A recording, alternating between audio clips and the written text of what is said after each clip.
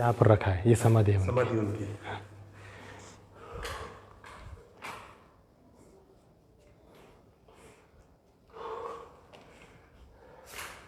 आप समाधि के दर्शन करा सभी को। आप थोड़ा 5 मिनट बैठ के थोड़ा नॉर्मल, सांस फूल गई है ना। नॉर्मल हो जाती है। ये हिंदी में तुकाराम गीताचार्य दादा की समाधि है। शिवशंकर भाऊ पाटिल शेगांव संस्थान के व्यवस्थापक, इन्होंने ये सब खर्च किया है, ये समाधि का काम। वो जो दादाजी को गुरु मानते थे तुकाराम दादाजी को, और ये सब उन्होंने श्रद्धा भाव से वो निर्माण किया है। उन्होंने ही उनका आखिरी का जो दफन संत्यन संस्कार का बोलते हैं उनको, या दफन करने का उन्होंने संस्कार दिया है। और जो विधि की संत गजानन महाराज की, उसी विधि से इस तरफ उनको उनका देह का भी उनका संस्कार किया है, अंत्य संस्कार। तो इन्होंने ये राजस्थान का पत्थर लाया है, इंजीनियर भी वो उनकी है, उनके कारागिर लोग हैं, उनका ही खाना पीना करके यहाँ उन्होंने यहाँ समाधि का काम बनवा दिया है। कि जो श्रद्धा भाव से, ये सचमुच संत है। ऐसे तो संत बहुत है, लेकिन जो यह है, बहुत संत जो है, महाराज जी बोलते हैं लाखों गुरु है जगत में, पर एक भी नहीं काम का, जब स्वार्थों के आश्रय डंका बजाते नाम का। तो इस ये प्रकार जो है शिवशंकर भाऊ पाटिल शेगांव के संस्थान ने, ये सचमुच ये संत है, इसलिए उन्होंने इस श्रद्धा भाव से गुरु मानकर इन्होंने ये समाधि का काम बनवा दिया है। तो इतना ही नहीं, वो जो टेकड़ियाँ पायरियाँ थी उनसे भी कर दिया उन्होंने। और ये भी कुछ महाद्वार है, उसको करीब करीब 2 कोटी रुपये उन्होंने लगाया है। उन्होंने वो बोलते थे कि 10 साल पहले मुझे वो तुकाराम दादा मिलते थे, तो मैं यहाँ के वो डायरेक्टर संचालक बनता था, अध्यक्ष बनता था, लेकिन मैं दुर्भाग्य से नहीं बन सका कि मुझे मुलाकात नहीं हुई उस संत महात्मा की, ऐसा वो भाषण में बोलते थे। और यहाँ आके तुकाराम दादा जी माहिती। हाँ, तुकाराम दादा जो यह थे वो तो इंग्लिश तो 1932 में वो हायर मैट्रिक थे, और उनको संस्कृत इंग्लिश उनको बहुत स्ट्रांग थी। और एक पाठी थे, एक बार पाठ किया तो कंठस्थ हो जाता था।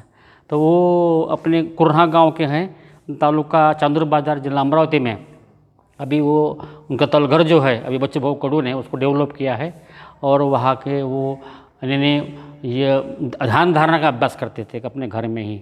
और ये ब्रह्मचारी जीवन जीता कर उन्हें शादी हुई, नाम मत शादी हुई जैसे रामदास स्वामी जैसे, लेकिन वो पूरा जीवन उन्होंने संत तुकडोजी महाराज जी के इसमें लगा दिया। और सचमुच सच्चा शिक्षण जो है, तो education is the manifestation which is perfect already in the man, म्हणजे आध्यात्मिक शक्ति, स्पिरिचुअल सेल्फ नॉलेज, यही सच्चा शिक्षण है, बाकी शिक्षण कुछ नहीं है। ये उन्होंने सचमुच से अभ्यास किया है। और ये सचमुच मैंने संत महात्मा की जो प्रैक्टिकल जो है आचार किया है उन्होंने ये इसमें। धन्याचे वारस होते ना। हाँ, और ये जो संत गजानन, संत आडकोजी महाराज, परमहंस आडकोजी महाराज, उनका जन्म जो है कार्तिक पूर्णिमा का है। 100 साल जिए उन्होंने, तो इसी साल मैं 100 साल जीऊँगा, उनका संकल्प था। 1914 का उनका जन्म था, 2014 को जाने वाले थे, लेकिन 8 साल पहले ही गए कुछ कारणवश। और ये महात्मा गांधी का वारस, यानी ग्रामोद्योग करने का, घर घर में ग्रामोद्योग होना चाहिए, ग्राम स्वराज्य होना चाहिए, गांव स्वावलंबी बनना चाहिए, supreme body of the village. इसके ऊपर ग्राम सभा के ऊपर लोकसभा नहीं, विधानसभा नहीं, कुछ भी नहीं। तो इस प्रकार उनका वो 5 ईयर प्लानिंग के मेंबर थे, ऑल इंडिया नेतृत्व, ऑल इंडिया के वो 5 ईयर प्लानिंग के मेंबर थे, आमंत्रित मेंबर थे वो ऑल इंडिया के कमेटी में, पंडित जवाहरलाल नेहरू के इसमें कमेटी में। और ये जयश्री कुमार अप्पा जो जागतिक अर्थशास्त्रज्ञ थे, इनका भी वो ये फॉलो करते थे। ऐसे 5 संतों का वो वारस मैं बना हूँ बोले। तो गाडगे बाबा जी बोलते, गाडगे बाबा वो हजम बोलते थे, ये तुकडोजी महाराज का कारभारी है। ये उन्होंने बहुत सच्चा इंसान, 9 साल वो अखिल भारतीय गुरुकुंज मौलवी संस्था में सर्वाधिकारी थे, और 5 साल वो संपर्क सेवा अधिकारी थे। जितने चीफ मिनिस्टर है वो जो ऑल इंडिया के, उसको जो संपर्क करके, कांटेक्ट करके तुकडोजी महाराज को पूरा अहवाल सादर करते थे। और इस प्रकार उन्होंने ग्राम गीता का प्रचार प्रसार, हज़ार करोड़ों रूप में कैसा ग्राम गीता जाए, इंग्लिश में, कन्नड़ में, अनेक भाषा में, संस्कृत में, या संस्कृत में ग्राम गीता छपाई की है, और इंग्लिश में भी छपाई है। अभी सुबोध दादा जो है ये इसका काम देख रहे हैं, उनको वारस है सुबोध दादा जी। नारखेड़ दादा के बाद सुबोध दादाजी का वारस है और ये काम सब में लोक सहाबा से चल रहा है। हाँ। तो आप देखिएगा, ये जो पूरी संस्था है इसके अंदर कोई भी दान पात्र नहीं है। ये सिर्फ अपने खेत से कमाते हैं या जो इस वक्त अपने आसपास के पड़ोस के लोग हैं वो यहाँ पे अपनी मनमर्जी से कुछ देना चाहते हैं तो वो दे सकते हैं। दान पात्र जैसी भी कोई चीज़ नहीं है यहाँ की। यही इस संस्था की स्ट्रेंथ है। इसी वजह से बच्चों को सही डेवलप कर पाते हैं। इसी वजह से ही अपनी ज़िंदगी को एक सही तरीके से एक रास्ते पे रख पाते हैं, जो स्पिरिचुअलिटी का रास्ता है, जो दूसरों को देने का रास्ता है, चाहे ज्ञान हो, धर्म हो या आपकी स्पिरिचुअलिटी हो या देश का संरक्षण हो, फौजी बनाना हो, हर एक चीज़ इस संस्था के अंदर अवेलेबल है और इसी को गुरुकुल बोला जाता है। अगर आप इससे घूम के थोड़ी सी दूसरी साइड देखेंगे तो एक अद्भुत नज़ारा, सामने तालाब और वो देखेंगे। आपको अभी घुमा के दिखाते हैं कि यहाँ पे कितना सुंदर व्यवस्था बनाई गई है। मंदिर भी डेवलप किया गया और उसके आगे आप देखेंगे तो पूरा का पूरा पानी का तालाब, यानी इतनी सुंदर व्यवस्था है कि जैसे आप किसी स्वर्ग में हैं और वहाँ से कुछ अच्छी चीज़ दिख रही है आपको।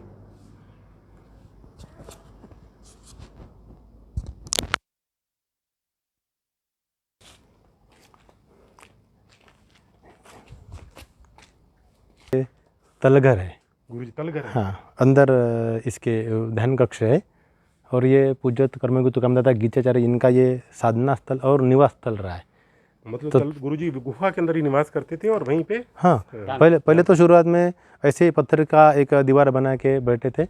उसके बाद सभी गांव से लोग आए, उन्होंने खुदवा के यहाँ पर ध्यान मंदिर बनाया। इसका जो उद्घाटन है वो तुकड़ी जी महाराज ने स्वयं किया था यहाँ पर, और यहीं पर उनके 12 साल की मौन साधना पूरी हो गई और फिर यहाँ से जो है वो पूरा काम यहाँ पर शुरू हो गया। तो ये उनका ये साधना स्थल है। अभी यहाँ पर जो है यहाँ के साधक यहाँ पर ध्यान धारणा करके वो अपनी परंपरा चलाते हैं। अच्छा, अंदर साधना भी करते हैं लोग? हाँ, करते हैं। जय गुरु।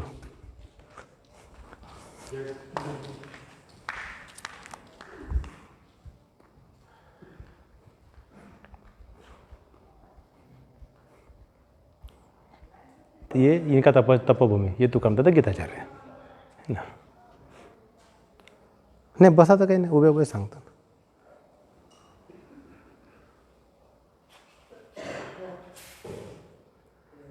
टुकड़ू जी महाराज की फोटो है ना, टुकड़ू जी, उधर टुकड़ू जी महाराज है, गुरु जी बता रहे थे। हाँ, ये राष्ट्रसंत तुकडोजी महाराज है, जो कार्यस्वरूप है, मुख्य प्रेरक है, विचारधारा उन्होंने दी है और वो 1968 में गए पूरे भारत भर काम करके, और 1968 में ये तुकाराम दादा गीताचार्य है, उनके फॉलोअर बोलेंगे, अनुयायी बने बोलेंगे, या उनके आगे काम चलाने वाले उनके कार्यवाहक। हाँ, तो उनको इस अड्या टिकड़ी पर 12 साल के लिए मौन तपश्चर्या के लिए बिठा दिया और उनको बिठाने के बाद 68 में महाराज जो है वो चले गए। 67 में दादा को यहाँ बिठाया। तो ये जो परिसर हम देख रहे हैं इसको सत्संग भवन बोलते हैं। हाँ, मतलब सवेरे की ध्यान, शाम की प्रार्थना और साल भर के जितने कुछ कार्यक्रम और शिविर होते हैं वो सब यहाँ पर होते हैं। ये पब्लिक प्लेस है।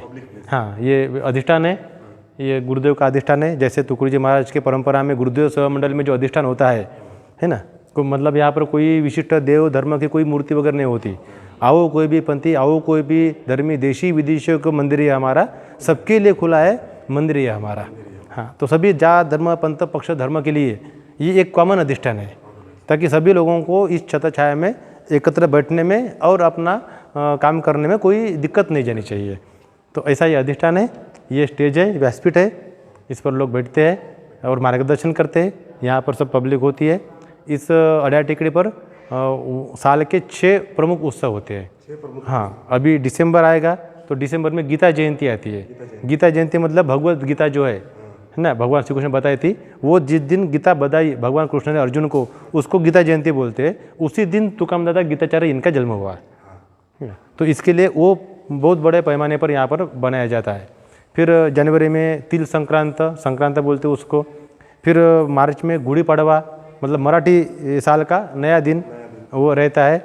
उसके बाद जून में जो है वो तुकाराम दादा गीताचार्य इनका स्मृति दिन, मतलब पुण्यतिथि, हाँ, वो जिस दिन गए वो। उसके बाद जुलाई में गुरु पूर्णिमा आती है और अगस्त में लगभग रक्षाबंधन आता है। ऐसे साल के 6 कार्यक्रम यहाँ पर होते हैं। उसके साथ ही यहाँ पर मौन साधना मतलब ध्यान धारणा का शिविर होता है। ये जो गाय के गोबर से, पंच गोमूत्र से, दही, दूध, ताक, तुप से जो औषधियाँ और वस्तु बनाते हैं उसका पंचगव्य का एक शिविर होता है।